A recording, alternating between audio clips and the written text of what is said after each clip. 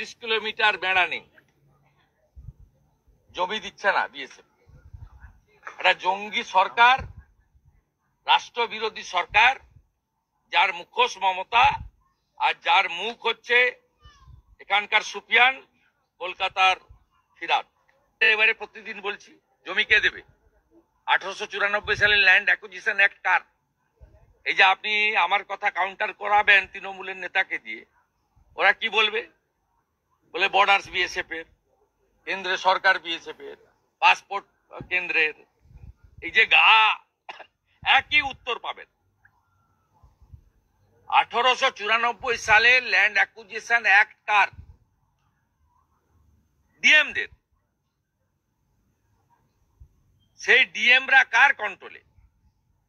এখানে পূর্ণেন্দু মাঝি তার বাড়ির বাজার করে। সব জায়গায় একই মডেল আছে, পূর্ণেন্দু মাঝির মডেল। অতএব জমি না দিলে কিছু করার নেই। আইনটা তো পার্লামেন্টে পাস হয় অ্যান্টি ল্যান্ড অ্যাকুইজিশন। ভারত সরকার সুপ্রিম কোর্টেও গেছে, মামলা পড়ে আছে। আমাদের বিশ্বাস সুপ্রিম কোর্ট এই ব্যাপারে হস্তক্ষেপ করবে, কারণ দেশের স্বার্থ আগে।